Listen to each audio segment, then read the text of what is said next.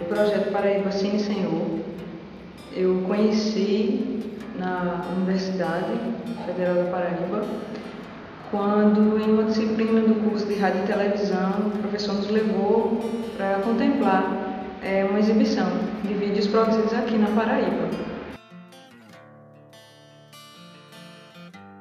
Eu acho que a grande máxima assim, do projeto é permitir a transitoriedade do conhecimento além da expectativa de aluno, né? Porque assim, dentro da equipe hoje, eu sou uma dessas pessoas que passou por vários estágios, né? Pelo estágio de aluno, mais adiante como monitora e agora como oficineira.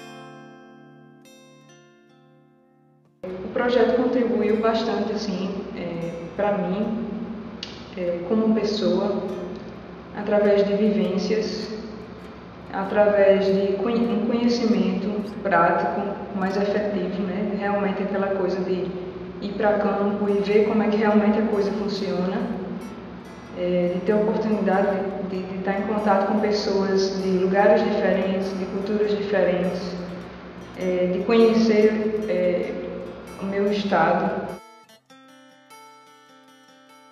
Produzimos um texto rápido e aí a gente fez.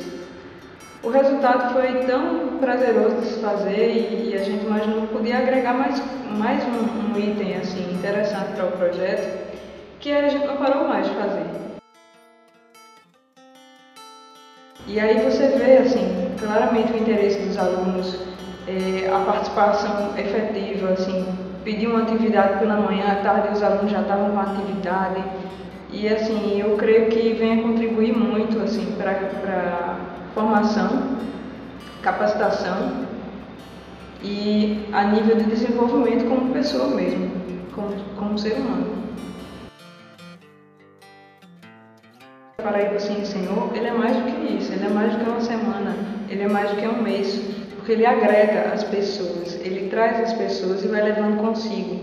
Além da equipe, a gente tem muitos colaboradores em outras cidades que trocam informações, que estão em contato com a gente, que dão apoio, que estão participando diretamente ou indiretamente da proposta. Então acho isso assim, que é a grande sacada do projeto. Acho que esse é o brilho do projeto, é levar as pessoas, não é deter ou ostentar o conhecimento para si mesmo, né? É dividir isso, é multiplicar. É transformar em agentes multiplicadores todas as pessoas que participaram, direto ou indiretamente. O Paraíba Cine Senhor, ele é audiovisual, ele é social, interativo, conhecimento e, acima de tudo, transformador. Transformador de vivências, de experiências humanas.